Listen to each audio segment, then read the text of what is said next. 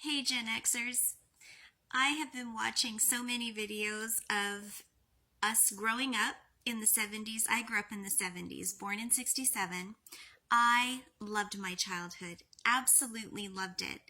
But yes, we are the survivors. And I think when I think back to the things that we did when we were children of the 70s growing up, I believe wholeheartedly that we survived part and parcel because of the experiences that we had, but also because of the uh, toys, so to speak, that we were given to amuse ourselves, with which we were given to amuse ourselves. And I'm just going to say this: Super Slider Snowskates.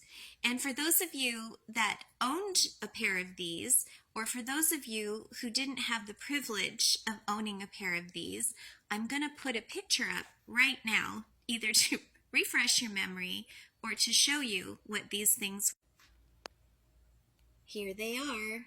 Take them in all their magnificence.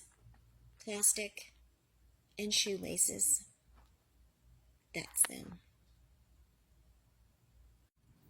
So step one was to tie these things on as tightly as you could until eventually the shoelaces would snap, at which point you would have to either beg your mom to go buy you some stronger ones, or if you had ice skates or hockey skates in the house, you would liberate those until your siblings would scream at you, "Where are my laces?"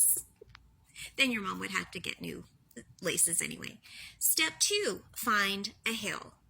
So you could stand and be brave and go down, standing up. And we didn't have helmets back then. We just didn't wear them. I had 3 concussions before I was 10 years old. That's a different story. And these were very brave people to go down. You had to have pretty good balance to do this. Or you could crouch and just hold on to your knees and off you went. If you didn't have a hill, no problem. You just waited for a car to go by and you just hitched a ride on the bumper. Gave a whole new meaning to tailgating, and you didn't even have to know the driver, because oftentimes the driver didn't even see you. You just hitched a ride. Now, you had to be very careful and you had to pay attention, because especially if the roads were icy as well, because plastic and ice, off you went. You had to pay attention, because if you're holding onto a bumper and the driver's turning, off you went like a shot. You could just go flying into a bank, which was fun sometimes, I have to admit. It was a fun time. But if they stopped too quickly, you could end up underneath the car, which happened. Or if they stopped too quickly and you weren't paying attention, bam, right into the back of the bumper. You could lose some teeth, and I did have some friends who did lose some teeth. Not funny, but it did happen. So yes, we survived. These were the things that we played with when we were growing up. And I mean, these things, you wore these things from, they didn't have different sizes.